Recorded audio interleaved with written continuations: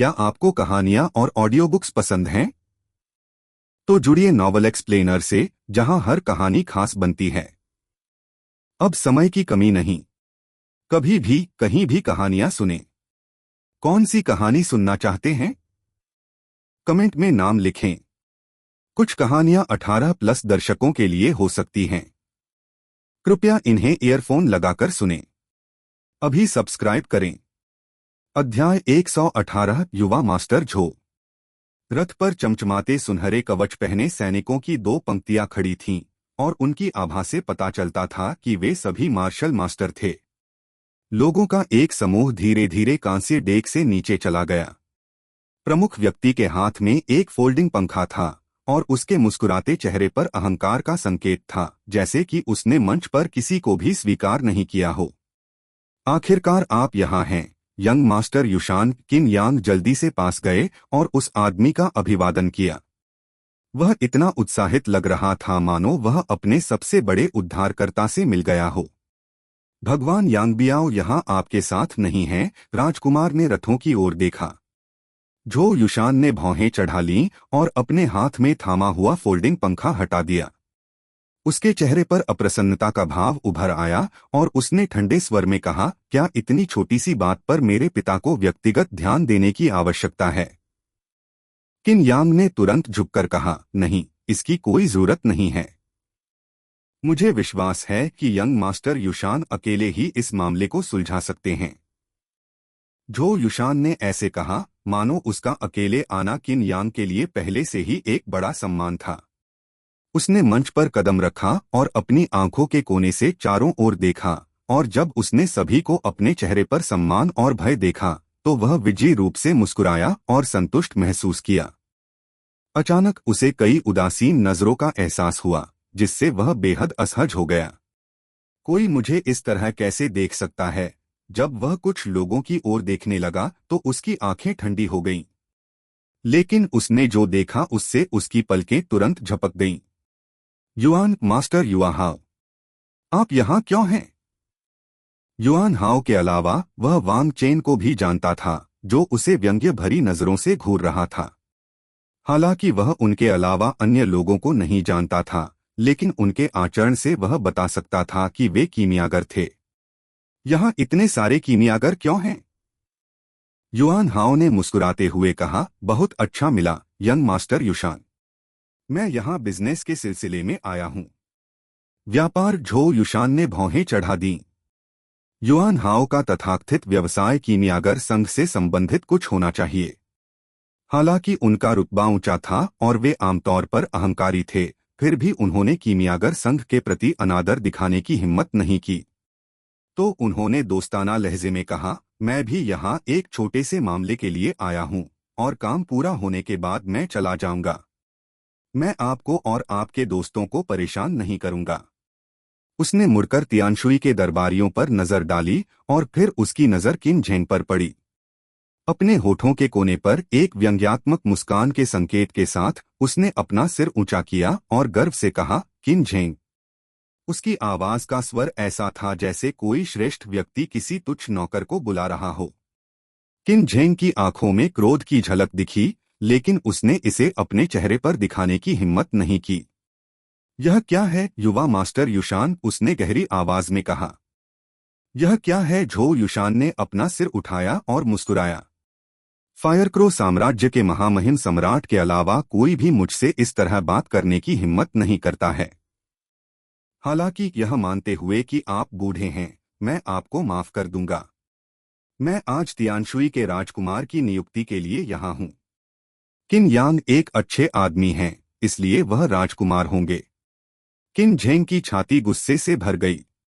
उन्होंने यह कहने से पहले किन यांग को ठंडी नजर से देखा। युवा मास्टर युशान, क्राउन प्रिंस की नियुक्ति तियानशुई का आंतरिक मामला है, और मुझे नहीं लगता कि आपको हस्तक्षेप करना चाहिए। इसके अलावा मैंने पहले ही तय कर लिया है कि क्राउन प्रिंस कौन है, मेरा बेटा किन्यू। झो युशान की ठंडी नजर के नीचे वह कांपते हुए उठ खड़ा हुआ और सबसे ऊंची आवाज में चिल्लाया, मैं घोषणा करता हूं कि किन यू तियानशुई राज्य का राजकुमार है, और मैं अब आधिकारिक तौर पर सिंहासन छोड़ रहा हूं। सिंहासन समारोह 3 दिनों में आयोजित किया जाएगा। महामहिम सम्राट दीर्घायु हो। प्रिंस किन यू दीर्घायु हो। सैकड़ों हजारों सैनिक एक ही समय में चिल्लाए, उनकी आवाजें बादलों तक पहुंच गईं और दुनिया भर में गूंज उठीं। अत्यधिक उत्साहित किन यू अपने घुटनों पर गिर गया और रोने लगा। पिताजी, मैं मुस्कुराते हुए किन झेंग ने उसके सिर पर थपथपाया और कहा, खड़े हो जाओ। आप 3 दिनों में तियानशुई राज्य के सम्राट होंगे, तो आप इतना कमजोर रूप कैसे दिखा सकते हैं? उसके बाद उसने अपनी आंखें उठाईं और किन यांग पर एक भयंकर नजर डाली जो चादर की तरह पीला था। मैं मूल रूप से आपके बारे में अधिक आशावादी था, लेकिन आपने मुझे निराश किया है। मैं विश्वास नहीं कर सकता कि आपने बाहरी लोगों के साथ मिलकर हमारे राज्य के आंतरिक मामलों में हस्तक्षेप किया है, जिसकी मैं बिल्कुल अनुमति नहीं दे सकता। झो युशान को लगा कि सेना की तेज चीखों से वह लगभग बहरा हो गया था। उसने किन झेंग की ओर इशारा किया और गुर्राया, बूढ़े बदमाश, तुम्हारी मेरी अवज्ञा करने की हिम्मत कैसे हुई? उसे उदासीनता से घूरते हुए किन झेंग ने उपहास किया, तियानशुई का भविष्य मेरे द्वारा तय किया जाएगा। यदि आपके पिता यहाँ होते तो मैं उन्हें कुछ सम्मान दिखा सकता था, लेकिन अब आप जा सकते हैं। आप बूढ़ा मूर्ख। झो युशान गुस्से से कांप रहा था और उसकी आवाज हत्या के इरादे से मोटी थी। ठीक है, चूंकि आप अपने रास्ते पर चलने की जिद कर रहे हैं, तो देखते हैं कि जब आपका वर्तमान राजकुमार मर जाएगा तो नया राजकुमार कौन होगा। यह एक जबरदस्त धमकी थी और किन झेंग गुस्से में आ गया। उसे विश्वास ही नहीं हो रहा था कि किसी ने राज्य के सभी 8 लाख सैनिकों के सामने युवराज को जान से मारने की धमकी देने की हिम्मत की। अचानक एक बेसुरी आवाज गूंजी, यह लड़का कौन है? ऐसा लगता है जैसे वह कुछ है। यह कौन है? कौन बात कर रहा है? झो युशान अचानक पीछे मुड़ा और गुस्से में चिल्लाया। हाँ, वांग चेन हंसे। वह फायरक्रो साम्राज्य के झो परिवार का सबसे बड़ा बेटा है। अपनी प्रमुख पारिवारिक पृष्ठभूमि के कारण वह आमतौर पर इस तरह का व्यवहार करता है। नाराज मत होइए यंग मास्टर यून। ओह, तो वह किसी अधिकारी का बेटा है। कोई आश्चर्य नहीं कि उसके नथुने आकाश की ओर इशारा कर रहे हैं। क्या उसे डर नहीं है कि बारिश होने पर पानी उनमें गिर जाएगा? हाँ, वांग चेन ने ताली बजाई और जोर से हंसने लगा। आपके पास हास्य की अच्छी समझ है यंग मास्टर यू। लेकिन आप सही हैं। जब भी मैं उसे देखता हूँ, उसकी नासिकाएं हमेशा ऊपर की ओर इशारा करती हैं, इसलिए मुझे नहीं पता कि उनमें पानी है या नहीं। यूनक्सियाओ ने मुस्कुराते हुए कहा, ठीक है, मुझे नहीं पता कि उसकी नाक में पानी है या नहीं, लेकिन मुझे यकीन है कि उसका सिर पानी से भरा हुआ है। हाँ, वांग चेन हंसी से दहाड़ने लगा और झो युशान की ओर मजाकिया दृष्टि से देखने लगा। ऐसा लग रहा था कि दोनों के बीच पहले भी नाराजगी थी। वांग चेन झो युशान के नथुने फूल गए, फिर उसने यूनक्सियाओ की ओर अपनी आंखें घुमाईं और गुर्राया, और तुम छोटे कमीने, तुम्हारी मुझ पर हंसने की हिम्मत कैसे हुई? तुम अपनी कब्र खुद खोद रहे हो। उसने तेजी से दौड़ लगाई और अगले ही पल वह यूनक्सियाओ के सामने था। उसने अपने फोल्डिंग पंखे को यूनक्सियाओ के सिर की ओर घुमाया। जहां से पंखा गुजरा वहां हवा में आग की एक लंबी लकीर थी, जो आसमान से उतरते हुए एक जलते हुए ड्रैगन की तरह लग रही थी। इससे किनारे पर खड़े ली चुनयांग को झटका लगा। लेकिन जब वह हमला करने वाला था तो उसने देखा कि एक आकृति बोल्ट से टकरा रही है, और पलक झपकते ही एक बड़ी कुल्हाड़ी हवा में दिखाई दी, जो फोल्डिंग पंखे पर जोर से वार कर रही थी और सभी दिशाओं में चिंगारी उड़ रही थी। फोल्डिंग पंखा स्पष्ट रूप से कोई साधारण वस्तु नहीं थी, क्योंकि वह बड़ी कुल्हाड़ी के शक्तिशाली वार से नहीं टूटा। झो युशान की पुतलियां सिकुड़ गईं और वह जल्दी से पीछे हट गया, उस खूबसूरत आकृति को देखने लगा जो आसमान से गिरी थी और हाथ में कुल्हाड़ी लेकर यूनक्सियाओ के सामने खड़ा था। झो युशान अचंभित रह गया और वह एक पल के लिए उसके चेहरे को घूरता रहा। हालांकि उनके हमले को रोक दिया गया था, लेकिन यह पहली बार था कि उन्हें गुस्सा नहीं आया। इसके बजाय उन्होंने चौंकते हुए कहा, आप कौन हैं? एक 5 सितारा मार्शल लॉर्ड। लुओ युनशान ने अपने हाथ में मौजूद कुल्हाड़ी को उसके लघु रूप में बदल दिया और उसे दूर रख दिया। मैं जियालन अकादमी में एक शिक्षिका हूं, उसने ठंडे स्वर में कहा। जियालन अकादमी? मैंने इसके बारे में सुना है। आपका नाम क्या है? आप इस आदमी की रक्षा क्यों कर रहे हैं? क्या आप जानते हैं कि मेरा विरोध करना मरना है? लुओ युनशान ने भौहें चढ़ा दी। उसे लगा कि यह लड़का विशेष रूप से परेशान करने वाला है, इसलिए उसने उसे अनदेखा कर दिया। वह युनक्सियाओ की ओर मुड़ी और पूछा, क्या तुम ठीक हो युनक्सियाओ? मैं ठीक हूं, युनक्सियाओ ने मुस्कुराते हुए उत्तर दिया। हालांकि यह लड़का भी एक मार्शल लॉर्ड है, लेकिन उसके लिए मुझे चोट पहुंचाना इतना आसान नहीं होगा। हो सकता है कि झो युशान के सामने उसका कोई मुकाबला न हो, लेकिन उसे हमले से बचने में कोई परेशानी नहीं होगी। लुओ युनशान ने सिर हिलाया और कहा, अच्छा। उन्होंने झो युशान को जो ठंडा कंधा दिया, उससे तुरंत उसका चेहरा गुस्से से काला पड़ गया। अरे लड़के, अगर तुम्हारे पास ताकत है तो एक महिला के पीछे छिपना बंद करो, वह चिल्लाया। आगे बढ़ो और मुझसे आमने सामने लड़ो।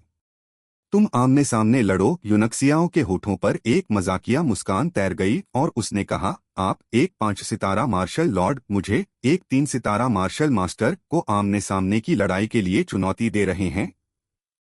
भाई युशान, आपका चेहरा इतना मोटा है कि इसका उपयोग शहर की दीवार बनाने के लिए किया जा सकता है।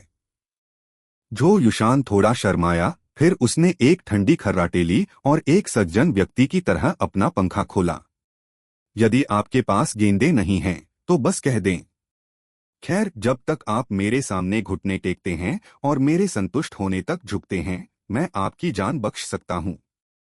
मैं आमने सामने की लड़ाई से नहीं डरता, युनक्सियाओ ने व्यंग्य किया। लेकिन मुझे डर है कि तुम्हारा चेहरा इतना मोटा है कि मैं मुक्का नहीं मार सकता। क्या यह तुम्हें अजय नहीं बना देगा?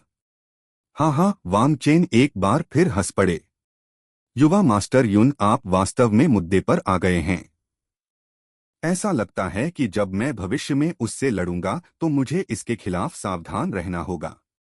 मुझे लगता है कि इस लड़के के पास शायद पूरे फायरक्रो साम्राज्य में सबसे मजबूत चेहरे की रक्षा है। हाँ हाँ। झो युशान अंततः फट गया और वह युनक्सियाओ की ओर इशारा करते हुए चिल्लाया, इस लड़के को मार डालो। समझा? उसके पीछे से एक धीमी आवाज आई और फिर काले कपड़े पहने एक आदमी बाहर निकला और भूत की तरह युनक्सियाओ की ओर उड़ गया। लुओ युनशान की पुतलियां सिकुड़ गईं। अचानक उसने अपनी कुल्हाड़ी निकाली, लेकिन जब आदमी ने उस पर हल्के से हाथ मारा तो वह वापस अपने छोटे रूप में सिकुड़ गई। एक मार्शल राजा। हैरान होकर लुओ युनशान ने अपनी हथेलियां बाहर फेंक दीं, लेकिन तभी उसने अपनी आंखों के सामने कुछ चमकता हुआ देखा। अगले ही पल उसके दोनों कंधों पर उस आदमी ने तमाचा मारा। उसे लगा कि उसकी सारी ताकत उसकी बाहों से निकल गई है और वे निढाल होकर गिर पड़े। हम्फ! मेरे पोते को चोट पहुंचाने से पहले तुम्हें मेरे मृत शरीर पर कदम रखना होगा। ली चुनयान दहाड़ने लगे और उनकी आभा फूट पड़ी और उन्होंने एक कदम आगे बढ़ाया, जिससे पूरा मंच हिल गया। फिर उसने काले कपड़े पहने आदमी की ओर आग के 2 गोले फेंकते हुए अपनी मुट्ठियां लहराईं। एकमात्र एक सितारा मार्शल किंग। पीछे हट जाओ। उस आदमी ने एक तिरस्कारपूर्ण खर्राटे भरी और अपनी हथेलियां बाहर धकेल दी। हवा के 2 जेट शून्य में घुसे और आग के गोलों को रोककर उन्हें वापस गिरा दिया। घबराहट में ली चुनयांग ने अपने शरीर को मोड़ लिया और आग के गोलों से बच गए, जो सीधे मंच पर जा गिरे, जिससे उसका आधा हिस्सा तुरंत ढह गया। मंच के नीचे गिरी आग की लपटें सहायक संरचना को चाटने और रेंगने लगीं। जियो क्विंगवांग मंच के नीचे चुपचाप देख रहा था। अचानक उसने अपनी आंखें सिकोड़ लीं और हवा में उछलकर मंच की ओर उड़ने से पहले घोड़े को एक हल्का तमाचा मारा। जैसे ही वह उतरा, उसने हवा के 8 जेट फेंके जो ड्रैगन की तरह दहाड़ते हुए काले कपड़े पहने आदमी पर झपटे। एक 8 सितारा मार्शल किंग, जियो क्विंगवांग। वह आदमी हैरान रह गया। लापरवाह होने की हिम्मत न करते हुए उसने जल्दी से दोनों हाथों से अपनी छाती के सामने एक घेरा बनाया, जिससे सुनहरी रोशनी की किरणें उसकी मुट्ठी से हवा की धार की ओर निकल गईं। बम! हमले टकराए और मंच पर विस्फोट हो गया, जिससे कई दरबारी जमीन पर गिर गए। एक पल के लिए हवा चीखों और चीखों से गूंज उठी। इस बीच योद्धाओं की टीमें दौड़ी और किन झेंग और अन्य लोगों के सामने खड़ी हो गईं और उन्हें किसी भी संभावित हमले से बचाया। हालांकि दो मार्शल राजाओं के बीच लड़ाई के सामने वे सभी भयभीत दिख रहे थे। उन्हें डर था कि वे यादृच्छिक हमलों से मारे जाएंगे। अध्याय 119 पर्दा झरना। दो मार्शल राजाओं के हमलों के तहत पूरा मंच ढहने लगा। इसकी संरचना टूटकर बिखर गई। यह देखकर युआन हाओ का चेहरा चमक उठा और वह हल्के से चिल्लाया, सुजियांग। समझ गया मास्टर युआ हाओ। जैसे ही उसने ऐसा कहा, सुजियांग की आलसी आंखें चमक उठीं और वह मंच के केंद्र की ओर धीरे से चलते हुए एक कदम आगे बढ़ा। अचानक एक अदृश्य शक्ति उसमें से निकली, जिसने ढहते हुए मंच को स्थिर कर दिया। एक मार्शल ग्रैंड मास्टर। चौंककर ज्योकविंगवांग और काले कपड़े पहने व्यक्ति दोनों ने अपने हमले रोक दिए और मंच के दोनों ओर पीछे हट गए। एक दूसरे को सावधानी से घूर रहे थे और फिर से हिलने की हिम्मत नहीं कर रहे थे। इस बीच झो युशान का चेहरा उतर गया और उसने गहरी आवाज में कहा, मास्टर युआ हाओ, क्या आप भी मेरे व्यवसाय में हस्तक्षेप करना चाहते हैं? युआन हाओ ने हल्के से कहा, मैं मंच से नीचे गिरना नहीं चाहता। मुझे पता है कि आप मेरे साथ आमने सामने की लड़ाई करना चाहते हैं, लेकिन क्या आपको वास्तव में ऐसा कोई दृश्य बनाना है? यूनक्सियाओ ने व्यंग्य किया। चूंकि आप इसे बहुत बुरी तरह से चाहते हैं, इसलिए मैं इसे आपको दे दूंगा। लेकिन यह 3 महीने बाद होगा और आपको स्थान चुनना होगा। यूनक्सियाओ लुओ युनशांग ने भयभीत होकर उसे घूरकर देखा। बिल्कुल उसकी तरह झो युशान एक 5 सितारा मार्शल लॉर्ड था और उसे विश्वास नहीं था कि वह केवल 3 महीनों में इतनी तेजी से आगे बढ़ सकता है। जब झो युशान ने उसकी आंखों में भाव देखा तो वह गुस्से से उबल रहा था। ठीक है।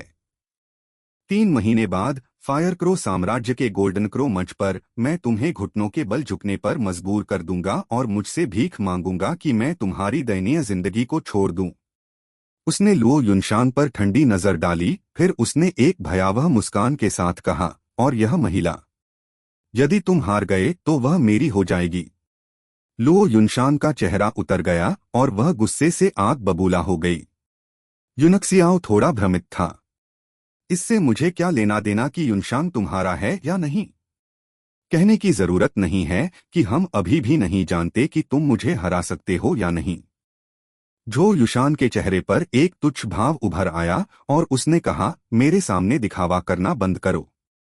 मैंने अनगिनत लड़कियों को देखा है और जिस तरह से उसने तुम्हें देखा और उसकी आंखों में चिंता से मुझे पता चला कि वह तुम्हें पसंद करती है। हम केवल मेरे जैसा शक्तिशाली आदमी ही इतनी खूबसूरत लड़की का आनंद ले सकता है। तुम्हारे जैसा मेंढक सपने देखना बंद कर सकता है। Please subscribe the novel explainer channel. अचंभित होकर यूनक्सियाओ ने जल्दी से युनशान की ओर देखा, जो शर्मिंदगी और गुस्से से लाल हो रहा था। अब अपने क्रोध को रोकने में सक्षम नहीं होने पर लुओ युनशान ने अपनी कुल्हाड़ी निकाली और अपनी पूरी ताकत से उसे नष्ट कर दिया। हथियार एक विशाल सूरज की तरह चमक रहा था, जिससे उसे देखने वाले हर किसी की आंखों में दर्द महसूस हो रहा था। झो युशान को उम्मीद नहीं थी कि उसकी ताकत इतनी महान होगी, लेकिन चूंकि वह भी एक 5 स्टार मार्शल लॉर्ड था, इसलिए उसे उसके हमले का कोई डर नहीं था। हालांकि जैसे ही वह हमला करने वाला था, उसने देखा कि सुजियांग ने हल्के से कुल्हाड़ी पकड़ ली और उसे अपनी चपेट में ले लिया। फिर सारी रोशनी गायब हो गई। अगर आप लड़ना जारी रखेंगे तो मंच ढह जाएगा, मार्शल ग्रैंड मास्टर ने फीके स्वर में कहा। हाँ हाँ, लुओ युनशान को घूरते हुए झो युशान ने अपने होंठ चाटे और हंसे। कितनी गुस्सैल लड़की है। मैं तुम्हें पसंद करता हूँ। मेरे लिए रुको, मैं तुम्हें 3 महीने बाद अपने वश में कर लूंगा। सक सक, चलो चलें। वह हंसा और जाने के लिए मुड़ा, लेकिन जैसे ही उसने डेक पर कदम रखा, वह रुक गया। उसकी नजर किन रुक्स्यू पर थी, जो बहुत दूर नहीं खड़ा था। उसने उस पर कुछ नजरें डालीं और मुस्कुराया, एक हाथ बढ़ाया और अपनी उंगलियों को पंजे की तरह घुमाया। किन रुक्स्यू को तुरंत ऐसा लगा जैसे वह किसी बड़ी ताकत से फंस गई हो जिसने उसे रथ तक खींच लिया। आह! मुझे बचा लो पापा! भयभीत होकर किन रुक्स्यू ने मदद के लिए चिल्लाया।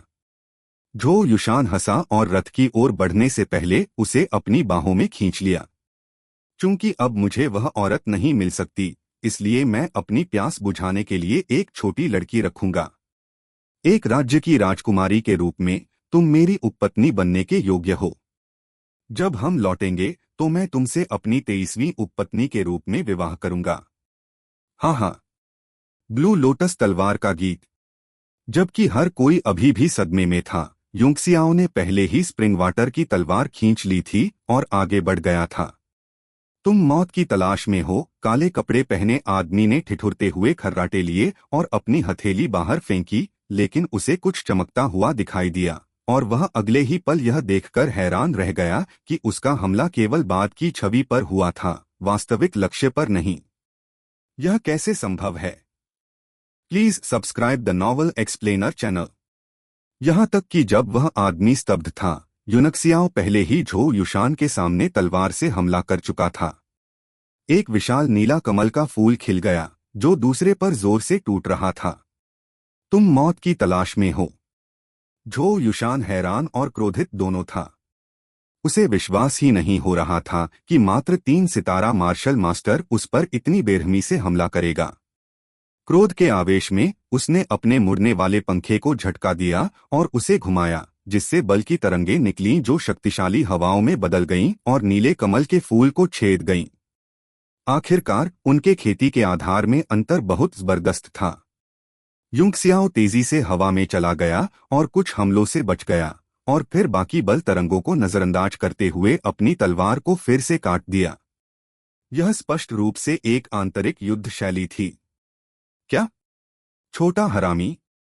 अपने बाएं हाथ से किन रुक्स्यू को पकड़े हुए और अपने दाहिने हाथ से फोल्डिंग पंखे को बाहर घुमाते हुए झो युशान दोबारा हमला नहीं कर सका। इसलिए वह जल्दी से मुड़ा और रथ की ओर दौड़ा। वाह! प्रकाश की एक किरण शून्य में चमकी और अगले ही पल झो युशान की पीठ पर एक लंबा घाव हो गया जिसमें से खून बह रहा था। इस बीच युनक्सियाओ भी बल तरंगों की चपेट में आ गया, जिससे उसके शरीर पर कई खूनी छेद हो गए। तभी सभी ने जवाब दिया। काले कपड़े वाला आदमी गुस्से में दौड़कर आया। यह उनके लिए बहुत शर्म की बात थी कि उन्होंने एकमात्र मार्शल मास्टर को अपने सामने अपने यंग मास्टर को घायल करने की अनुमति दी थी। लेकिन जियो क्विंगवांग और ली चुनयांग ने एक ही समय में उस व्यक्ति पर हमला किया और उसे पहले खुद को बचाने के लिए मजबूर किया। युनक्सियाओ हल्के से कांस्य डेक पर उतरा। उसकी आंखें भयंकर हत्या के इरादे से चमक रही थीं। अपनी चोट की परवाह न करते हुए उन्होंने फिर से जोरदार हमला बोला। उसकी तलवार बिजली के झटके में बदल गई और सीधे झो युशान के गले में जा लगी। उसके आक्रामक रूप से भयभीत होकर झो युशान जल्दी से पीछे हट गया। अचानक एक लाल आकृति रथ से बाहर निकली। एक पतला हाथ उसमें से निकला और 2 उंगलियों से तलवार को दबाया और फिर एक बल ने युनक्सियाओ को तुरंत फंसा दिया, जिससे वह अपनी जगह पर बंद हो गया। झो युशान, अगर तुमने रुक्सू के एक बाल को भी छूने की हिम्मत की तो मैं कसम खाता हूं कि मैं तुम्हारे पूरे झो परिवार को स्वर्गीय मार्शल महाद्वीप से गायब कर दूंगा। युनक्सियाओ की आंखें गुस्से से जल उठीं और उसकी ऊंची जानलेवा हवा आकाश में गहरे बैंगनी धुएं के गुबार में बदल गई। मैं तुम्हारे परिवार में बूढ़े, जवान और नवजात सभी को मार डालूंगा, वह जोर जोर से चिल्लाया। यह सुनकर झो युशान का दिल तेजी से धड़कने लगा और वह चिल्लाया, उसे मार डालो। होंग लिंग, उसे अभी मार डालो। पतली बाह की मालकिन ने रथ में अपना आधा चेहरा ही दिखाया। उसने हल्की सी आह भरी और तलवार को ढीला छोड़ दिया, फिर उसे उंगली से झटका दिया, जिससे तलवार युनक्सियाओ की पकड़ से छूट गई और उसे वापस मंच पर फेंक दिया। काले कपड़े पहने व्यक्ति को तब राहत मिली जब उसने देखा कि युनक्सियाओ अपने यंग मास्टर को और अधिक घायल करने में विफल रहा। उसने जियो क्विंगवांग और ली चुनयांग को नजरअंदाज कर दिया क्योंकि उसने हल्के से अपना पैर जमीन पर मारा और वापस रथ में उड़ गया। इसी बीच तीनों रथों से नीली रोशनी की किरणें निकलीं और उन्हें चारों ओर लपेट लिया। तुमने उसे क्यों नहीं मारा? तुमने उसे क्यों नहीं मारा? झो युशान की उग्र दहाड़े अभी भी हल्की सी सुनी जा सकती थीं। क्या तुम ठीक हो यूनक्सियाओ? बहुत से लोग एकत्र हो गए। उसके शरीर पर कुछ घावों को देखकर, जिनसे लगातार खून बह रहा था, वे सदमे से पीले पड़ गए। युंगसियाओ का चेहरा गुस्से से काला पड़ गया था और उसे कोई दर्द महसूस नहीं हुआ। उन्होंने मंच के बीच में खड़ी सुजियान पर ठंडी नजर डाली। मार्शल ग्रैंडमास्टर को लगा कि उसका दिल कांप रहा है और उसकी आंखें आश्चर्य से भर गईं। वह समझ नहीं पा रहा था कि एकमात्र मार्शल मास्टर की नजर उसके मूड पर क्यों असर डाल सकती है। वह जानता था कि यूनक्सियाओ मदद न करने के लिए उस पर आरोप लगा रहा है। उपस्थित सभी लोगों के बीच वह एकमात्र व्यक्ति था जो अभी किन रुक्स्यू को बचा सकता था। लेकिन उन्होंने यह नहीं सोचा कि एक छोटे राज्य की राजकुमारी उनके लिए इतनी महत्वपूर्ण थी कि झो परिवार के किसी व्यक्ति को नाराज कर सके। हालांकि यूनक्सियाओ की नज़र उस पर पड़ने के बाद उसे किसी कारण से थोड़ा अफसोस हुआ, जैसे कि उसने कोई जबरदस्त मौका गवा दिया हो।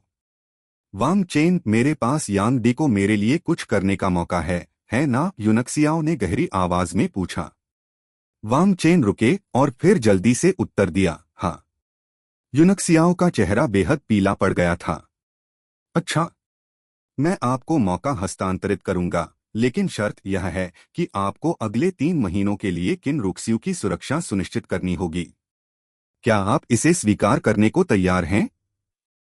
हर कोई हैरान था। क्या वह इतनी छोटी सी बात के लिए इतना बड़ा अवसर छोड़ने को तैयार था? सुजियांग को अब सचमुच इसका पछतावा हुआ।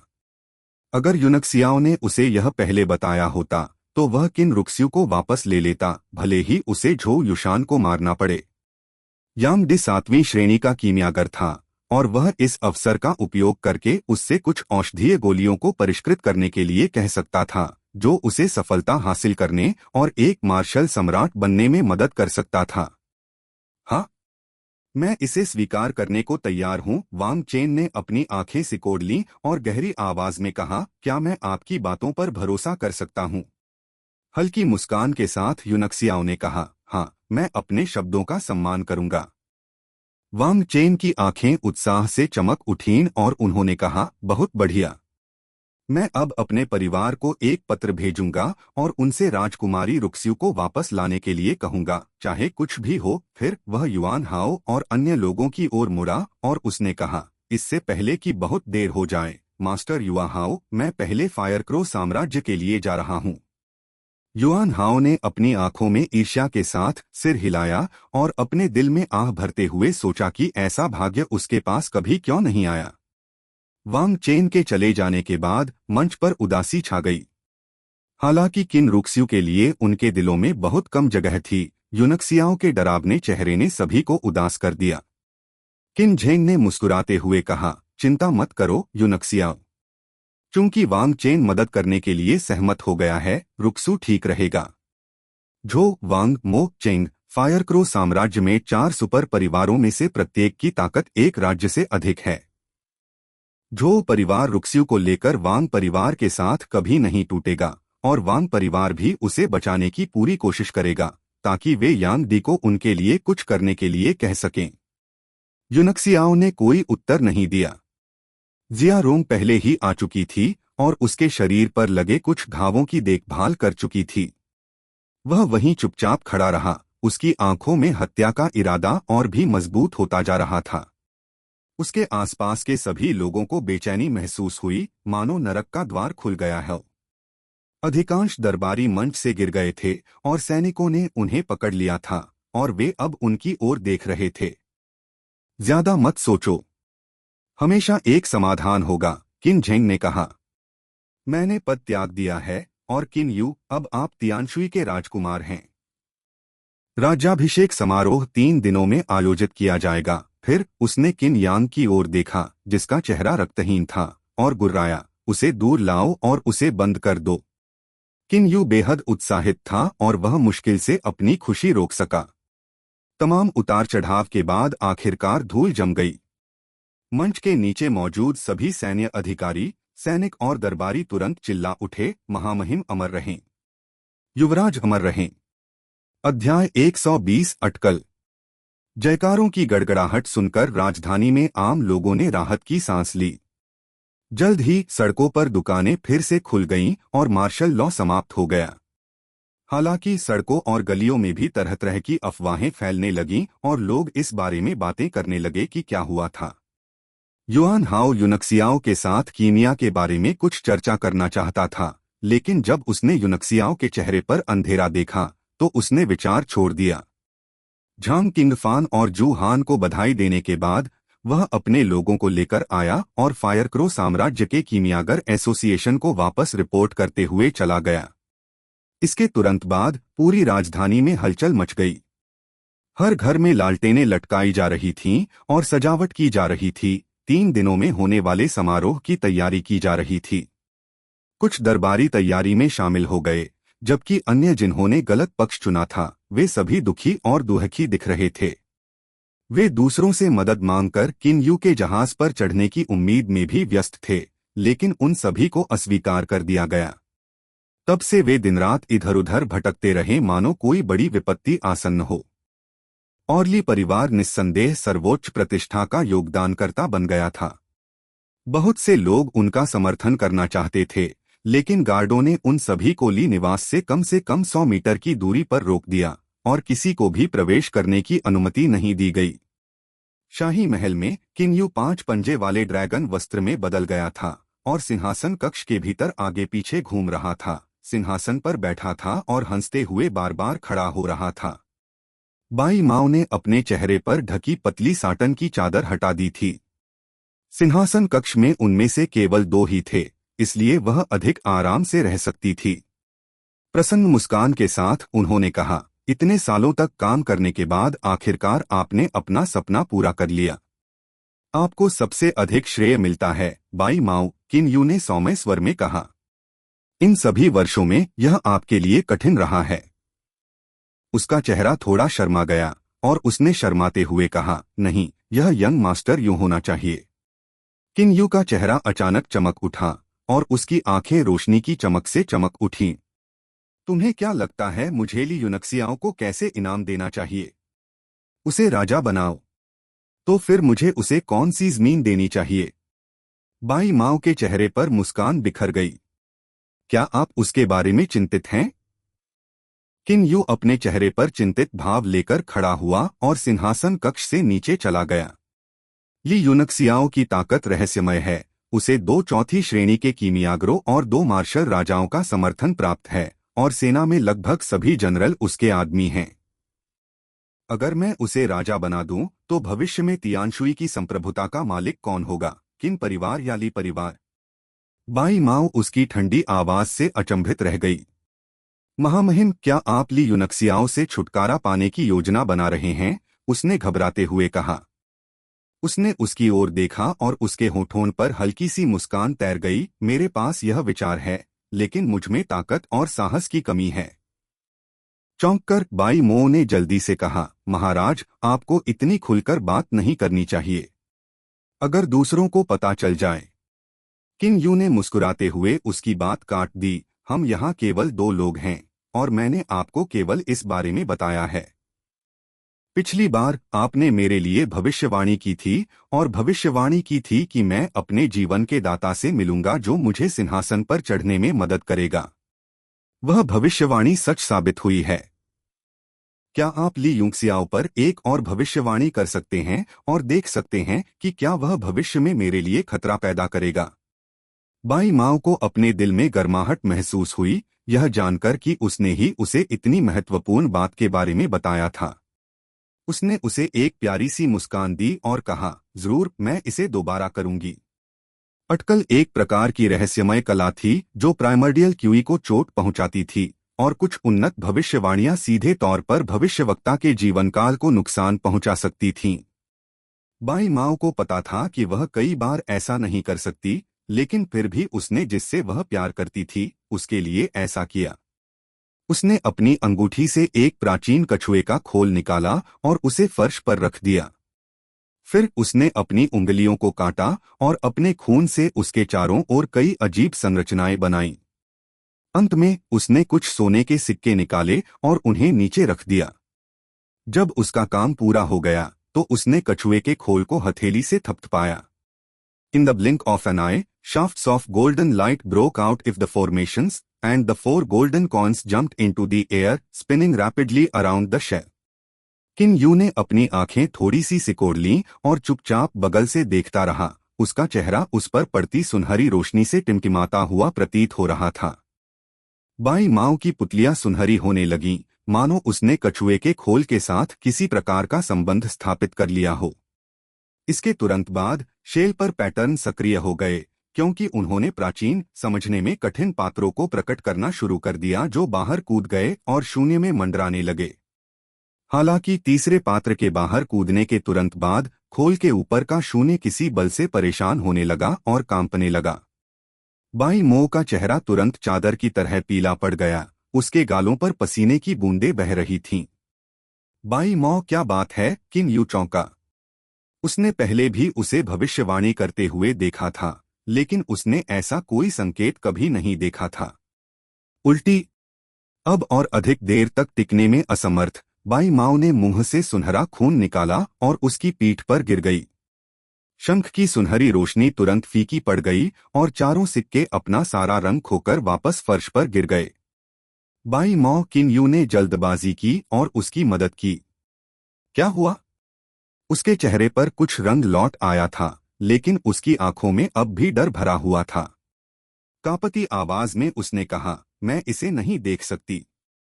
मैं कुछ भी नहीं देख सकती। और एक आवाज है जो मेरे दिल में मुझसे कहती रहती है कि अगर मैं जारी रखूंगी तो मैं मर जाऊंगी। चकित होकर किन यू ने तुरंत बाई माओ को अपनी बाहों में पकड़ लिया और कहा, डरो मत, हम और कोई भविष्यवाणी नहीं करेंगे। उसकी आंखों में अभी भी डर का भाव झलक रहा था। बाई मो ने कहा, मैंने पहले अपने गुरु को यह कहते सुना है कि कुछ लोगों की आत्माएं आकाश में सितारों की अभिव्यक्ति हैं, और जब तक हम आकाशीय कलाओं में महारत हासिल नहीं कर लेते, हम अपने पूरे जीवन काल की कीमत पर भी उनके भविष्य की भविष्यवाणी नहीं कर सकते। क्या यह ली यूनक्सियाओ स्वर्ग की इच्छा हो सकती है? इससे किन यू को झटका लगा। आमतौर पर तथाकथित स्वर्ग की इच्छा स्वर्ग द्वारा दी गई संप्रभुता को संदर्भित करती है, और केवल एक सम्राट ही खुद को स्वर्ग की इच्छा के रूप में संबोधित कर सकता है। लेकिन यह केवल आम लोगों को मूर्ख बनाने और उन पर शासन करने के लिए इस्तेमाल की जाने वाली उपाधि थी, और यहाँ तक कि सम्राट भी इस पर विश्वास नहीं करते थे। अचानक सिंहासन कक्ष के पीछे से एक धीमी आवाज आई, उस मामले में चिंता की कोई बात नहीं है। वहां कौन जाएगा? किन यू और बाई मौ के चेहरे एक ही समय में गिर गए। उनकी बातचीत की सामग्री अत्यंत गुप्त थी, और उन्हें उम्मीद नहीं थी कि कोई उनकी बातें सुनेगा। यदि उन्होंने जो कहा वह यूनक्सियाओं को पता चला तो उन्हें गंभीर परिणाम भुगतने होंगे।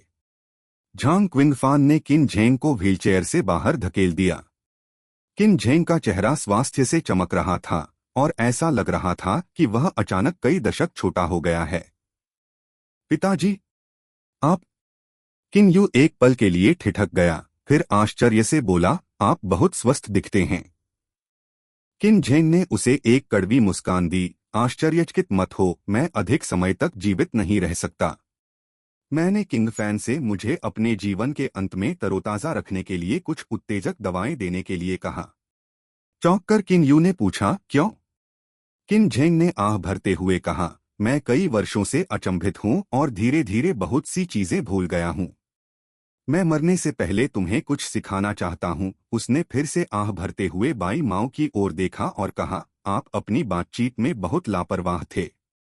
किन यू और बाई माओ के चेहरे चमक उठे। झांग क्विंगफान के ठंडे चेहरे को देखकर उन्हें लगा कि उनके दिल तेजी से धड़कने लगे हैं। यूनक्सियाओं के प्रति दूसरे की श्रद्धा को हर कोई जानता था। झांग किंगफान को एक नजर में पता चल गया कि वे क्या सोच रहे हैं, और उसने उपहास करते हुए कहा, चिंता मत करो, मैं यंग मास्टर यू को नहीं बताऊंगा। अगर मैंने ऐसा किया भी तो वह संभवतः इसे हंसी में उड़ा देगा। जैसे जैसे वह आगे बढ़ता गया उसका चेहरा ठंडा हो गया, लेकिन मैं तुम्हें सलाह देता हूं कि भविष्य में कभी भी यंग मास्टर यूं के खिलाफ साजिश रचने की योजना न बनाएं।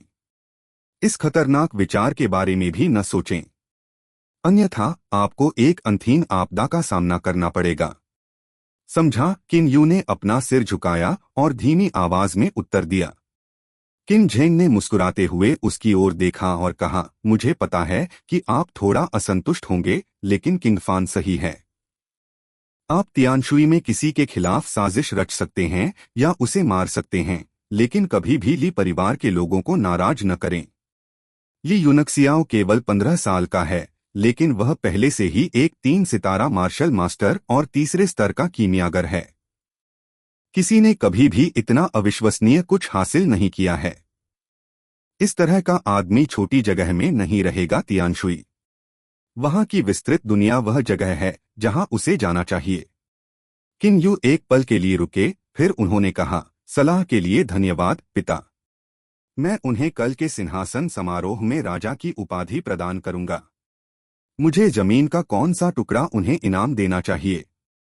बस जमीन का एक यादृच्छिक टुकड़ा, लेकिन सबसे उपजाऊ जमीन चुनने का प्रयास करें।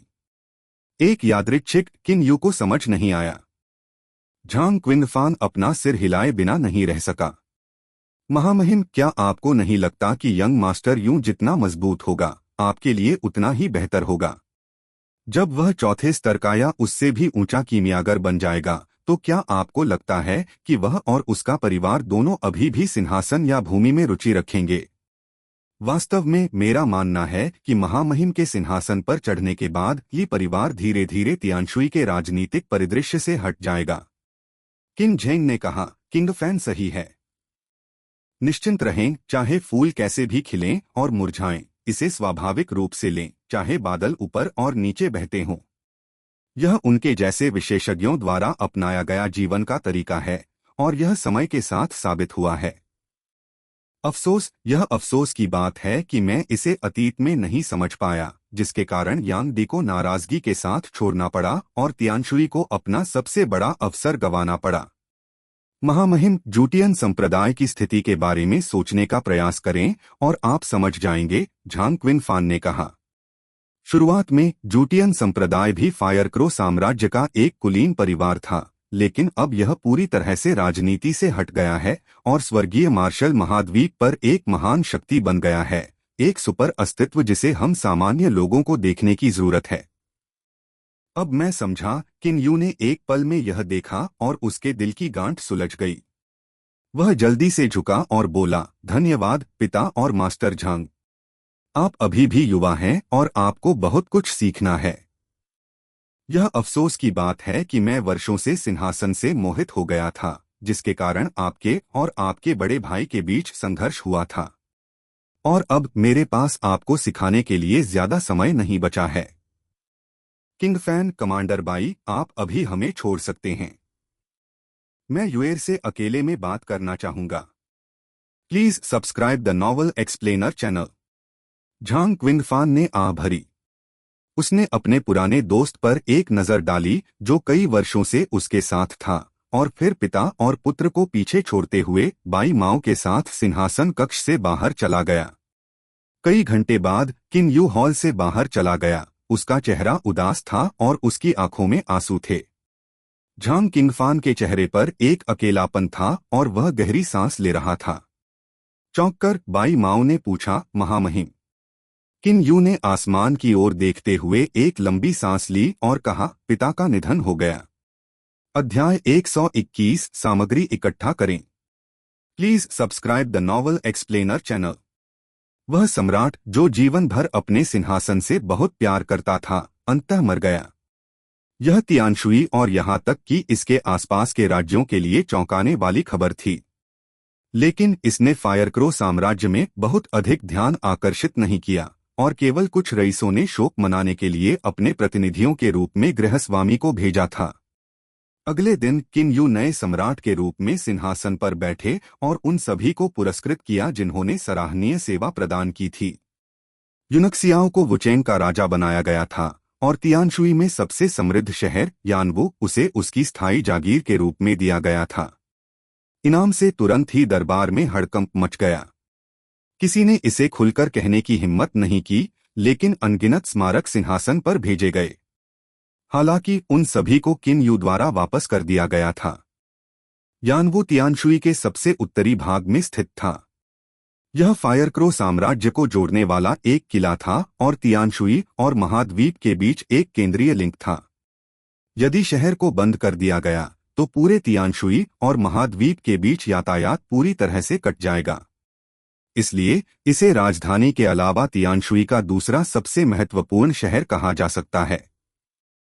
अपनी अत्यंत महत्वपूर्ण सैन्य रणनीतिक स्थिति के अलावा यानवू तियानशुई का सबसे समृद्ध वाणिज्यिक शहर भी था। उत्तर में फायरक्रो साम्राज्य की सीमा से घिरा, यह सभी वस्तुओं के लिए एकमात्र पारगमन मार्ग था। अद्वितीय भौगोलिक स्थिति ने इसे राजधानी से भी अधिक समृद्ध बना दिया था। इसलिए एक राजा को इतना महत्वपूर्ण शहर देने का निर्णय दरबारियों द्वारा चौंकाने वाला और अस्वीकार्य था।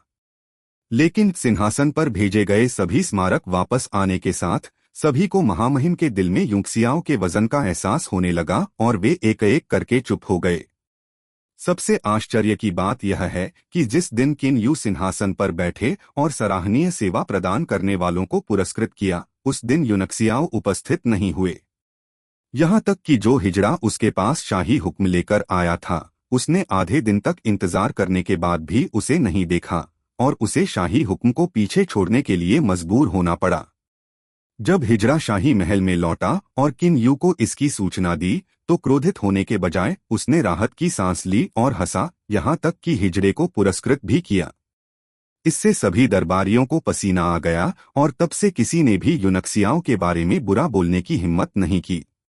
स्वागत मंच से वापस आने के बाद से यूनक्सियाओ एकांत में था और उसे कोई नजर नहीं आ रहा था। वह रुक्सू को हमेशा अपनी छोटी बहन मानता था और वह इस जीवन काल में उसके कुछ अच्छे दोस्तों में से एक थी। जब वे जियालन अकादमी में थे तो उसकी स्मृति जागृत होने से पहले ही वह उसकी देखभाल और सुरक्षा कर रही थी। उसके सामने उसकी बहन का किसी ने अपहरण कर लिया था और फिर भी वह उसे बचाने के लिए कुछ नहीं कर सका। शक्तिहीन भावना ने उसे लगभग पूरी तरह से पागल बना दिया। वह एक समय ऐसा अस्तित्व था जो अपने रास्ते में आने वाले किसी भी व्यक्ति को मार डालता था, लेकिन अब वह एक छोटे से साम्राज्य के एक कुलीन परिवार के लिए भी कुछ नहीं कर सकता था। इससे उसका हृदय भयानक घृणा से भर गया। ये परिवार में लौटने के बाद वह तुरंत एकांत में चले गए और सबसे क्रूर प्रशिक्षण शुरू किया। ली चुन्यांग, ज्यो क्विंगवांग और अन्य लोग कई बार चर्चा करने के लिए एकत्र हुए, लेकिन वे सभी अपनी बुद्धि के अंत में थे। दूसरी ओर लुओ युनशांग चुपचाप ली परिवार के पास छिपा हुआ था। उसने सोचा कि वह आदमी इस महत्वपूर्ण क्षण में अवश्य प्रकट होगा। हालांकि उसने उसे कभी नहीं देखा था और इसलिए वह थोड़ी निराश थी। 7 दिन बाद यूक्सियाओ अंततः अपने एकांत से बाहर आया। नौकरों से नोटिस मिलने के बाद ली चुन्यांग ने अपना सब कुछ पीछे छोड़ दिया और दौड़ पड़े। जब उसकी मुलाकात यूनक्सियाओ से हुई तो वह यह देखकर चौंक गया। एक 4 सितारा मार्शल मास्टर, आपको इतनी कड़ी मेहनत करने की जरूरत नहीं है, है ना? सख्ती से यूनक्सियाओ एक पल के लिए रुका, फिर मुस्कुराया और बोला, किस योद्धा को कड़ी मेहनत नहीं करनी पड़ती? मुझे कई तरह की जड़ी बूटियों की जरूरत है, दादाजी। जितना हो सके मुझे इकट्ठा करने में मदद करें। ली चुन्यांग ने आश्चर्य से कहा, क्या यह आपके चेहरे पर मुस्कान है? क्या आप मुस्कुरा रहे हैं? क्या आप ठीक हैं? यूनक्सियाओ ने हंसते हुए कहा, क्या आप चाहते हैं कि मैं रोऊं? ऐसा मत सोचो कि मैं 3 महीने में मैच को इतना महत्व देता हूं। जब समय आएगा मैं बस वहां जाऊंगा और उस आदमी को मार डालूंगा और रक्सू को वापस लाऊंगा। जहां तक उस झो परिवार की बात है, अगर उन्होंने मुझे उकसाने की हिम्मत की तो मैं इसे पूरी तरह से नष्ट कर दूंगा। वांग चेन के वादे के साथ मुझे विश्वास है कि इस अवधि के दौरान रक्सू सुरक्षित रहेगा। ली चुन्यांग ने सोचा कि यूनक्सियाओ सिर्फ गुस्सा निकाल रहा था, इसलिए उसने इसे गंभीरता से नहीं लिया। जब तक उनका पोता ठीक रहेगा वे संतुष्ट रहेंगे। उसने जड़ी बूटियों की सूची ली और कहा, मैं उन्हें आपके लिए इकट्ठा करूंगा, भले ही मुझे पूरी तियानशुई को उल्टा करना पड़े। यूनक्सियाओ ने भौहें सिकोड़ते हुए कहा, मुझे डर है कि कुछ जड़ी बूटियां तियानशुई में उपलब्ध नहीं हैं। आपको झांग क्विंगफान से पूछने की आवश्यकता हो सकती है। अचानक उन्होंने एक दहाड़ सुनी और अगले ही पल डार्क थंडर आसमान से नीचे उड़ गया और यूनक्सियाओ के बगल में उतरा, अपना सिर उसकी बाह पर रगड़ते हुए। तभी एक तेज आवाज गूंजी, मुझसे दूर मत भाग कमीने। तुम मुझे मारकर कैसे भाग सकते हो? अगले ही पल ली चांगफेंग तेजी से आगे बढ़े। अपने बेटे को देखते ही उनका चेहरा खिल उठा। यूनक्सियाओ, आप एकांत से बाहर आ गए हैं। लेकिन जब उसने उस जानवर की ओर देखा जो स्नेह कर रहा था, तो वह ठिठक गया। कैसे इतना भयंकर जानवर एक पालतू कुत्ते की तरह व्यवहार कैसे कर सकता है? आपने इसे कैसे प्रशिक्षित किया? मुझे जल्दी से सिखाओ। जब मैं इसे वश में कर लूंगा, तो मैं युद्ध के मैदान में इसकी सवारी करूंगा और केवल दहाड़ से दुश्मन सैनिकों को डरा दूंगा। हाँ हाँ, तब मैं अजय हो जाऊंगा। यूनक्सियाओ ने डार्क थंडर के सिर को सहलाया और गंभीरता से कहा, पिताजी, क्या आप अब भी भविष्य में युद्ध में जाना चाहते हैं? क्या आपने इन धर्मनिरपेक्ष मामलों को अपने दिमाग से नहीं निकाल दिया है? हमारे जैसे लोगों के लिए यह मार्शल आर्ट का शिखर है जिसे हमें अपनाना चाहिए। यदि आप ध्यान केंद्रित कर सकते हैं और अभ्यास के लिए खुद को समर्पित कर सकते हैं, तो आप सफल हो सकते हैं और एक मार्शल किंग बन सकते हैं। इससे ली चांगफेंग को विराम लगा और फिर वह गुस्से से चिल्लाया, तुम्हें क्या लगता है कि तुम कौन हो, लड़के? क्या मुझे तुमसे व्याख्यान लेने की जरूरत है? बम! उसके सिर पर तुरंत चोट लगी और वह मुंह के बल जमीन पर गिर पड़ा। ली चुनयांग ने उसकी पीठ पर कुछ और लातें मारी और गुर्राया, जब आप यूनक्सियाओ से बात करें तो अधिक विनम्र रहें। यूनक्सियाओ, सही है, आपको भविष्य में युद्ध में जाने की अनुमति नहीं है। मैं चाहता हूं कि आप अपनी खेती पर ध्यान केंद्रित करें और जब तक आप वहां से निकलकर एक मार्शल किंग नहीं बन जाते, आपको एकांत से बाहर आने की अनुमति नहीं है। ली चांगफेंग स्तब्ध रह गए। उसने अपने सिर के चारों ओर अपनी बाहें रख लीं और दर्द से कहा, मैं सिर्फ 6 सितारा मार्शल लॉर्ड हूं। कौन जानता है कि मुझे मार्शल किंग बनने में कितना समय लगेगा? पिताजी, मुझे डर है कि अगर आप मेरे साथ ऐसा करेंगे तो आप मुझे अपने जीवन में दोबारा नहीं देख पाएंगे। यहाँ से चले जाओ, निकम्मे लड़के। दूसरों को यह मत बताओ कि तुम मेरे बेटे हो। ली चुनयांग ने गुस्से में अपने बेटे की पीठ पर कुछ और लात मारी और आखिरी लात मारकर उसे हवा में फेंक दिया। ली चांगफेंग ने एक पैर नीचे रखने से पहले हवा में कई चक्कर लगाए और बीच हवा में भाग गया। व्यंग्यपूर्ण मुस्कान के साथ यूनक्सियाओ ने अपनी जेब से औषधीय गोलियों की कई बोतलें निकालीं और कहा, इन्हें पिताजी को दे दो और उन्हें कम से कम कुछ समय के लिए एकांत में खेती करने के लिए कहो। जल्द ही वह टूट जाएगा और एक मार्शल किंग बन जाएगा। ली चुनयांग की आंखें चमक उठीं और उसने जल्दी से बोतलें दूर रख दीं। हे, क्या आपके पास अपने दादाजी के लिए ऐसी और भी अच्छी चीजें हैं? यूनक्सियाओ ने एक पल के लिए सोचा, फिर अपना सिर हिलाया और कहा, मेरे पास आपके स्तर के लिए उपयुक्त कोई भी औषधीय गोलियां नहीं हैं। आप पिछली बार मैंने आपको जो 1000 बर्ड्स गोलियां दी थीं, उन्हें लेना जारी रख सकते हैं। जब सामग्री तैयार हो जाएगी तो मैं औषधीय गोलियों के एक और बैच को परिष्कृत करने की योजना बना रहा हूं। मैं यह सुनिश्चित करूंगा कि हर किसी के पास भरपूर मात्रा हो। ली चुनयांग अचंभित रह गए। ऐसा कोई कीमियागर कभी नहीं हुआ जिसने यह कहने का साहस किया हो कि वह सभी को भरपूर मात्रा में औषधीय गोलियां देगा। ऐसा शायद उनका पोता ही कह सकता है। उसके बाद यूनक्सियाओ ने एकांत में अपनी खेती जारी रखी। इस बार डार्क थंडर ने जाने से इनकार कर दिया और उसके साथ रहने पर जोर दिया। कोई अन्य उपाय न होने पर उसे इसे अपने साथ गुप्त कक्ष में ले जाना पड़ा। जल्द ही जड़ी बूटियों की सूची झांग क्विंगफान और किन यू तक पहुंच गई और फिर पूरे तियानशुई ने कार्रवाई करना शुरू कर दिया। यदि कोई जड़ी बूटियों में से एक भी ढूंढ पाता है तो उसकी आधिकारिक रैंक को सीधे पदोन्नत कर दिया जाएगा, और यदि किसी ने कोई जड़ी बूटी छिपाई और अधिकारियों को नहीं सौंपी तो उसे और उसके पूरे परिवार को मार डाला जाएगा। इस उच्चस्तरीय नीति के तहत सभी कुलीन परिवारों ने जल्दी जल्दी अपने खजानों को खंगाला, इस डर से कि कहीं उनके पास कुछ आवश्यक जड़ी बूटियां न हो जाएं। बहुत समय पहले प्योर सेक्रेड क्रिस्टल और 100 वाटर को छोड़कर लगभग सभी सामग्री एकत्र कर ली गई थी। शायद तियानशुई में ऐसी कोई चीज नहीं थी। यूनक्सियाओं ने सभी सामग्रियों की सावधानी पूर्वक जांच करने के बाद बहुत संतुष्टि व्यक्त की। लेकिन फिर उन्होंने भौहें सिकोड़कर कहा, प्योर सेक्रेड क्रिस्टल 9 ऑरिफिसेस पिल्स को परिष्कृत करने के लिए मुख्य सामग्री है, जिसमें कुछ समय के लिए देरी हो सकती है, लेकिन आपको मेरे लिए 100 वाटर ढूंढना होगा।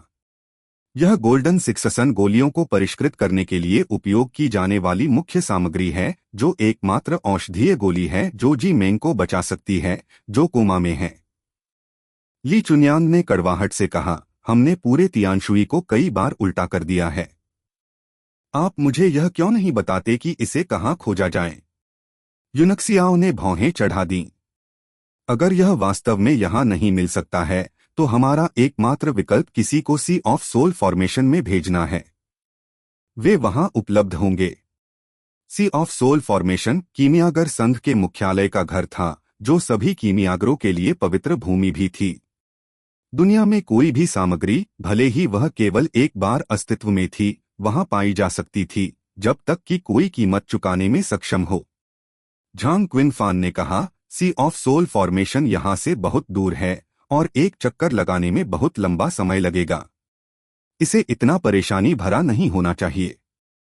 फायरक्रो एम्पायर का वार्षिक 1000 ट्रेजर्स ट्रेड फेयर सिर्फ 3 दिन दूर है, और इस साल यह आपकी जागीर यानवू में आयोजित किया जाएगा। 1000 खजाना व्यापार मेला। ली चुन्यांग ने अचानक ताली बजाई। ओह, मैं इसके बारे में कैसे भूल गया। 5 साल की रैंकिंग लड़ाई आ रही है, और मेला निश्चित रूप से उससे पहले आयोजित किया जाएगा। अब जब आपने और मास्टर जू हान ने यहाँ कहने का फैसला किया है, तो तियानशुई को सीधे उच्च रैंक वाले राज्य में पदोन्नत किया जाएगा, और यानवू वास्तव में व्यापार मेला आयोजित करने के लिए सबसे अच्छी जगह है। यानवू यूनक्सियाओं ने त्योरियां चढ़ाते हुए कहा, मेरी जागीर, 1000 खजाना व्यापार मेला, यह भी यहीं आयोजित होता है। हजारों खजाने व्यापार मेले का आयोजन स्वर्गीय मार्शल महाद्वीप के सबसे रहस्यमय वाणिज्य कक्ष मैरियट ट्रेजर्स स्टोर द्वारा किया गया था। अपने पिछले जीवन में यूनक्सियाओ उनकी कई नीलामियों में गया था, इसलिए वह जानता था कि उनके पास कई अच्छी चीजें हैं। उन्होंने फायरक्रो जैसे छोटे साम्राज्य से हर साल व्यापार मेला आयोजित करने की उम्मीद नहीं की थी। झांग क्विनफान को थोड़ा चक्कर आ गया। युवा मास्टर युन, क्या आप सचमुच वहां जो कुछ हो रहा है उस पर ध्यान नहीं देते? क्या आप नहीं जानते कि महामहिम ने आपको वुचेंग का राजा बनाया है और यानवू शहर को आपकी स्थायी वंशानुगत जागीर के रूप में दिया है? ठीक है, मुख्य किरदार को हमेशा सबसे आखिर में पता चलता है, यूनक्सियाओं ने मुस्कुराते हुए कहा, मेरे लिए एक स्थायी वंशानुगत जागीर सिर्फ एक चाल है। जब आपके पास शक्ति होती है तो आप जागीर रख सकते हैं, लेकिन जब आपके वंशज एक दिन कमजोर हो जाते हैं तो तथाकथित स्थायी जागीर हमेशा वापस ली जा सकती है। केवल आम लोग ही इन मायावी चीजों को महत्व देंगे। इससे झांग क्विनफान को विराम मिल गया। अपने चेहरे पर एक व्यंग्यपूर्ण मुस्कान के साथ उन्होंने ली चुन्यांग से नजरें मिलाते हुए कहा, युवा मास्टर युन, मुझे उम्मीद नहीं थी कि आप युवा होते हुए भी हम जैसे बूढ़ों की तुलना में अधिक शांतचित्त होंगे। ली चुन्यांग ने कहा, असंख्य ट्रेजर्स स्टोर सैकड़ों वर्षों से फायरक्रो साम्राज्य में काम कर रहा है और हर साल बड़े पैमाने पर व्यापार मेला और नीलामी आयोजित करता है। यहाँ कई दुर्लभ चीजें पाई जाती हैं, यहाँ तक कि 5वें स्तर की सामग्री या कीमिया उत्पाद भी। मुझे यकीन है कि आप वहाँ जो चाहें वह पा सकते हैं। 5th year. यूनक्सियाओं ने तुरंत 1000 ट्रेजर्स ट्रेड फेयर और उन नीलामियों को अलग कर दिया जिनमें उन्होंने पहले भाग लिया था, जिसमें केवल कम से कम 8वें टियर की सामग्री स्वीकार की जाती थी। अध्याय 122 तलवार भ्रूण। ली चुन्यांग ने कहा, 1000 ट्रेजर्स ट्रेड फेयर केवल प्रिमोर्डियल स्टोन्स या वस्तु विनिमय को स्वीकार करता है। मैं इन दिनों के दौरान बड़ी मात्रा में प्रिमोर्डियल स्टोन्स का आदान प्रदान करूंगा।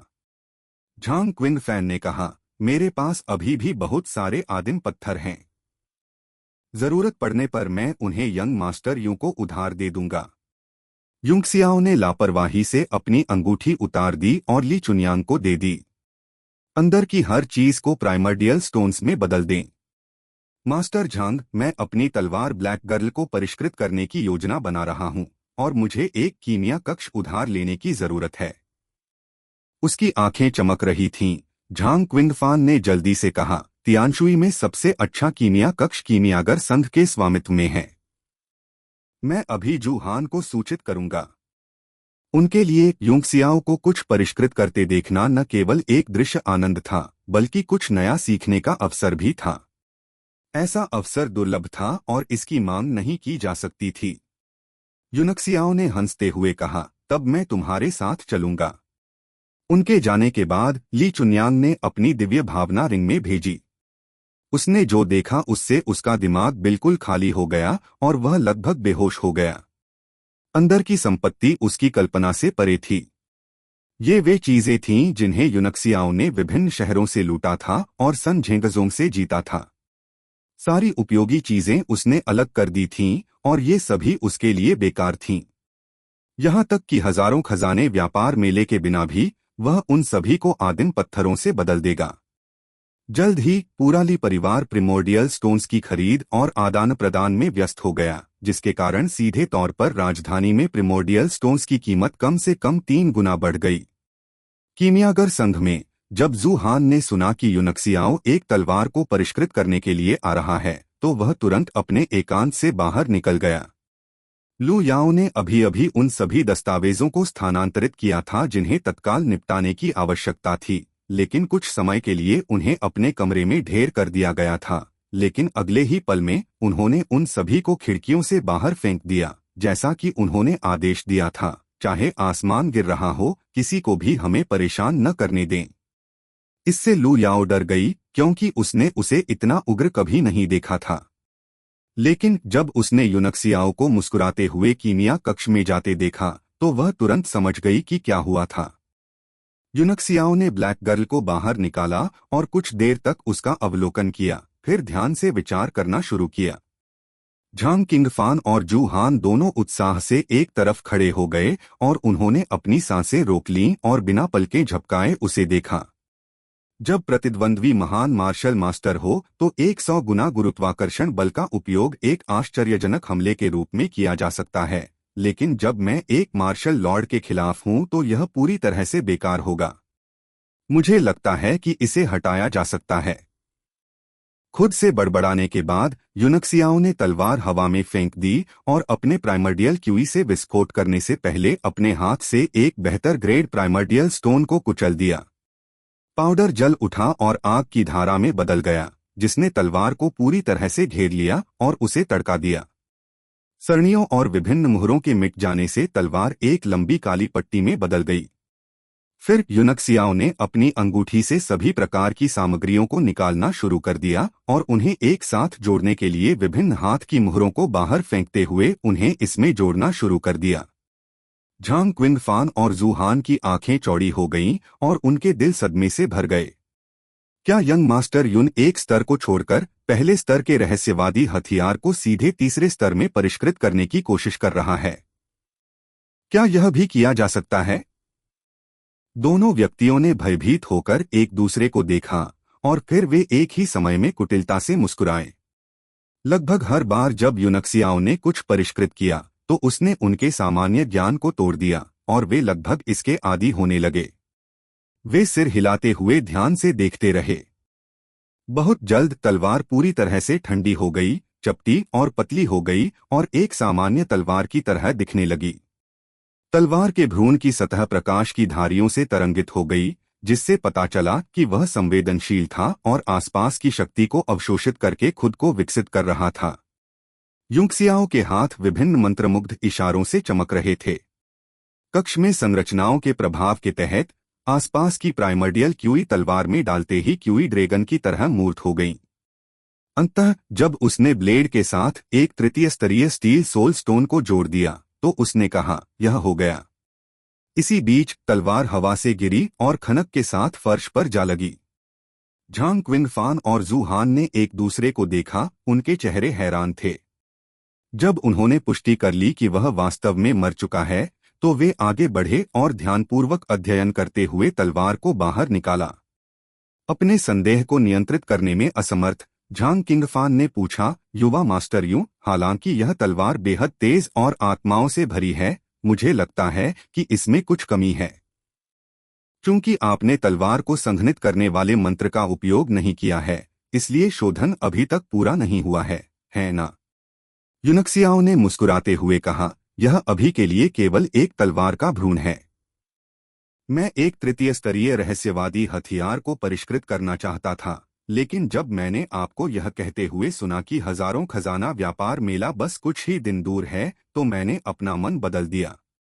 मैं देखना चाहता हूं कि क्या मैं इसे छद्म चौथे स्तरीय रहस्यवादी हथियार में परिष्कृत करने के लिए कुछ अच्छी चीजें ढूंढ सकता हूं। तलवार का भ्रूण, जू हान हैरान था। क्या इस तरह के रुक रुक कर होने वाले शोधन से तलवार की आध्यात्मिकता को नुकसान नहीं पहुंचेगा? यूनक्सियाओ ने हंसते हुए तलवार के भ्रूण को उंगली से हल्के से थपथपाया और कहा, वास्तव में यदि आप एक ही स्तर के भीतर परिष्कृत कर रहे हैं, तो शोधन एक ही बार में करने की आवश्यकता है। यह एक तीसरे स्तर का तलवार भ्रूण है और मैं इसे एक छद्म चौथे स्तर में बनाऊंगा, जिसका अर्थ है कि यह आधे स्तर तक बढ़ जाएगा, इसलिए इसकी आध्यात्मिकता को नुकसान नहीं होगा। झांग किंगफान ने कहा, यंग मास्टर यूं, आप हमें यह तलवार का भ्रूण क्यों नहीं देते और हम इसे आपके लिए परिष्कृत क्यों नहीं करते? आखिरकार हम दोनों ही असली चौथे स्तर के कीमियागर हैं। जब तक यंग मास्टर यूं हमारा मार्गदर्शन कर सकते हैं, हम निश्चित रूप से एक सच्चे चौथे स्तर के रहस्यवादी हथियार को परिष्कृत करेंगे जो यंग मास्टर यूं को संतुष्ट करेगा। जू हान भी आशावान लग रहे थे। आम लोगों के लिए उन दोनों से कुछ परिष्कृत करने के लिए कहना असंभव नहीं तो बेहद मुश्किल जरूर था, लेकिन अब वे यूनक्सियाओं को मदद की पेशकश कर रहे थे, क्योंकि जब भी उन्हें उसकी सलाह मिलती तो वे नई सफलताएं हासिल करते। कोई जरूरत नहीं है। मेरे द्वारा परिष्कृत रहस्यवादी हथियार का उपयोग करना अधिक आरामदायक है। इसके अलावा अपनी वर्तमान ताकत के साथ मैं चौथे स्तर के रहस्यवादी हथियार की शक्ति का पूरी तरह से उपयोग नहीं कर सकता। यूनक्सियाओं के उत्तर ने दोनों मास्टर्स को निराश किया, इसलिए उन्होंने मुस्कुराते हुए कहा, लेकिन जब मैं इसे परिष्कृत करूंगा, तो मुझे आशा है कि आप दोनों मेरी सहायता कर सकते हैं। हम इस पर एक साथ चर्चा कर सकते हैं। यह सुनकर वे खुशी खुशी इसके लिए राजी हो गए। यदि यह हजारों खजाने व्यापार मेले के कारण नहीं होता, तो यूनक्सियाओं को यानवू जाने में कोई दिलचस्पी नहीं थी। शाही महल में किन यू के साथ लंबी बातचीत करने के बाद उन्होंने अपना सामान पैक किया और शहर के लिए रवाना होने के लिए तैयार थे। शुरुआत में उन्होंने केवल कुछ लोगों को अपने साथ लाने और चुपचाप निकल जाने की योजना बनाई, लेकिन बाहर निकलने के दिन उन्होंने देखा कि पूरी राजधानी लालटेन से जगमगा रही थी और खूबसूरती से सजाई गई थी, और लोग उन्हें देखने के लिए सड़कों के किनारे खचाखच भरे हुए थे। किन यू ने सभी दरबारियों को शहर के द्वार पर विदाई देने के लिए भी प्रेरित किया। चूंकि आप धर्मनिरपेक्ष दुनिया में शक्ति और सम्मान के शौकीन नहीं हैं, इसलिए मैं आपको बहुत कुछ दूंगा, आप पर शिष्टाचार और उपकार की वर्षा करूंगा। दूर से आ रहे रथ को देखकर किन यू को आराम और राहत महसूस हुई। भले ही उसने पूरी तियानशुई यूनक्सियाओं को दे दी हो, लेकिन यूनक्सियाओ इसे नहीं चाहेगा। केवल यानबू शहर की तो बात ही छोड़ दें। जिस दिन सेना वापस लौटी और उसे राजकुमार बनाया गया, किन यू को अंततः धर्मनिरपेक्ष शक्ति और मार्शल आर्ट और कीमिया का अनुसरण करने वालों के बीच अंतर समझ में आया। वह केवल पृथ्वी पर एक सम्राट हो सकता है, लेकिन ये लोग आकाश में बादलों के ऊपर उड़ेंगे। यंग मास्टर यून, मैं आपकी यानवू की सुरक्षित और सुगम यात्रा की कामना करता हूँ। किन यू ने एक टोस्ट का प्रस्ताव रखा और उसके कप में वाइन डाल दी। यूनक्सियाओ ने हंसते हुए उसके कंधे को थपथपाया और कहा, मुझे आशा है कि तुम एक अच्छे सम्राट बनोगे। किन यू हंसे, फिर अपने पीछे राज्य अभिभावकों की एक पंक्ति की ओर इशारा करते हुए कहा, मुझे डर है कि आपके पास यानवू में पर्याप्त जनशक्ति नहीं है, इसलिए मैंने उन्हें आपका अनुसरण करने का आदेश दिया है। आप उन्हें तब वापस भेज सकते हैं जब आपको उनकी आवश्यकता नहीं होगी। राज्य संरक्षकों की पहली इकाई के कमांडर येआन बधाई देते हैं। यंग मास्टर यूं, एक अधेड़ उम्र का आदमी बाहर निकला और झुक गया। यूनक्सियाओ ने उस पर नजर डाली और पाया कि वह चरम नौसितारा महान मार्शल मास्टर था। जिस दिन किन यू को युवराज बनाया गया, गाओ फेंग को गिरफ्तार कर जेल में डाल दिया गया। इसलिए यान को उनकी जगह लेने के लिए पदोन्नत किया गया था। यूनक्सियाओ अस्वीकार करने ही वाला था जब उसने जियोक्विंगवांग को यह कहते हुए सुना, उसे लाओ, वह एक अच्छा लड़का है। क्योंकि उन्हें अपना उपचार जारी रखने की आवश्यकता थी, जियोक्विंगवांग और चेन दाशेंग ने यूनक्सियाओ का अनुसरण किया, क्योंकि लुओ युनशांग उनके साथ थे। ली चुनयांग और ली चांगफेंग के पास राजधानी में करने के लिए कुछ नहीं था, इसलिए वे भी पार्टी में थे। बेशक युनशांग के वफादार प्रशंसक चेन जेन और हान बाई भी उनमें से थे। तियानशुई की लगभग सभी उच्चस्तरीय लड़ाकू सेनाएं यहां थीं। बाई माओ, जो किन यू के पीछे खड़ी थी, को देखते हुए जियोक्विंगवांग ने मुस्कुराते हुए कहा, महामहिम बाई माओ स्टेट गार्डियंस में 2 सबसे खूबसूरत महिलाओं में से एक है। चूंकि उसने आपका अनुसरण करने का फैसला किया है, कृपया उसकी अच्छी देखभाल करें। हालांकि बाई माओ का चेहरा पतले साटन से ढका हुआ था, हर कोई उसके चेहरे की लाली देख सकता था, जिससे वह और भी आकर्षक लग रही थी। किन यू हंसी से दहाड़ उठा, मैं तुम्हें निराश नहीं करूंगा। अपनी आंखों में मुस्कुराहट के संकेत के साथ यूनक्सियाओ ने अर्थपूर्ण ढंग से कहा, बाई माओ की भविष्यवाणी कला की खेती अभी सफेद स्तर तक पहुंच गई है, इसलिए याद रखें कि इसे इच्छानुसार उपयोग न करें।